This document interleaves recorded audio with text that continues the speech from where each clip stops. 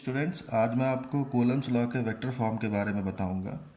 मान लेते हैं दो चार्ज Q1 और Q2 जो कि पॉजिटिव चार्ज हैं, एक दूसरे से r डिस्टेंस पर हैं।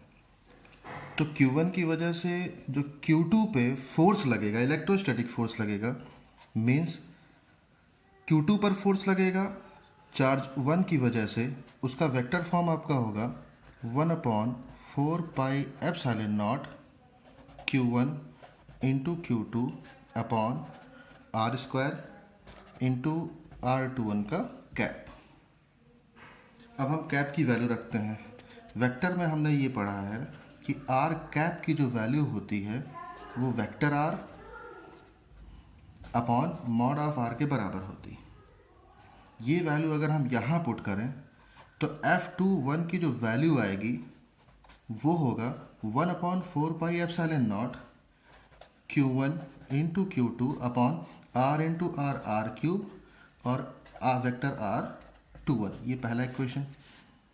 सेम एज चार्ज Q2 की वजह से जो Q1 पे फोर्स लगेगा, Q2 की वजह से Q1 पे फोर्स लग रहा है Q2 की वजह से, उसकी वैल्यू जब निकालेंगे तो इसी तरह हमें सॉल्व करना होगा। तो उसमें वेक्टर R12 आएगा कैप, उसको हम चेंज करेंगे तो वैल्यू हमें मिलेगी Q1 Q2 upon R cube into R12 vector में। एज वी नो दैट कि अगर हम वेक्टर फॉर्म ले रहे हैं दोनों का तो वेक्टर R21 और वेक्टर R12 मैग्नीट्यूड इक्वल होंगे लेकिन डायरेक्शन अपोजिट होगा। तो R21 की जगह हम इक्वेशन सेकेंड में वैल्यू पुट कर सकते हैं। अगर ये दोनों नेगेटिव साइन में अपोजिट हैं, कंपेयर करें इक्वेशन 1 और इक्वेशन 2 को, तो F12 जो होगा वो इक्वल आएगा F21 के विद नेगेटिव साइन। ये आपका कूलम्स लॉ का वेक्टर फॉर्म है। Thank you. हम पढ़ेंगे intensity of electric field due to point charge. Point charge की वजह से इंटेंसिटी कितनी होगी इलेक्ट्रिक फील्ड की।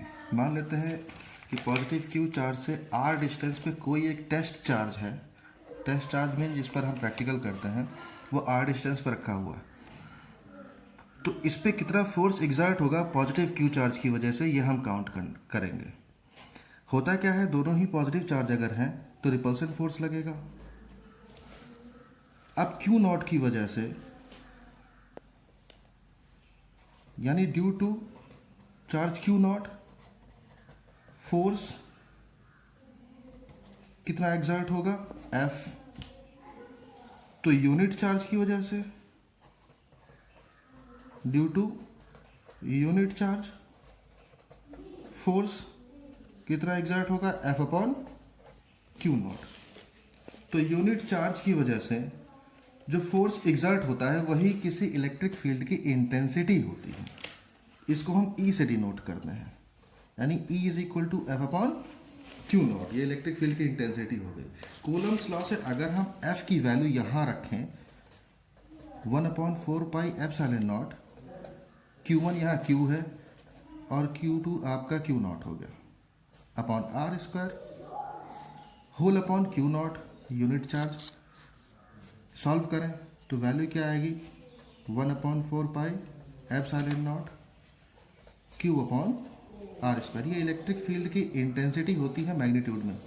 वेक्टर फॉर्म में अगर हमें लिखना है, यू कैन राइट इट।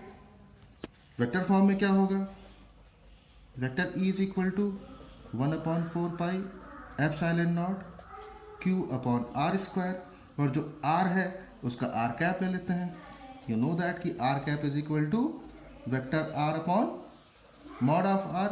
ये वैल्यू हम यहाँ पुट करेंगे और जब वैल्यू पुट करेंगे तो क्या आएगा, vector E equal to 1/4πε0 Q, R से R² में मल्टीप्लाई होगा R क्यूब और R कैप की जगह पे वेक्टर R आ जाएगा। ये इसका वेक्टर फॉर्म हो जाएगा।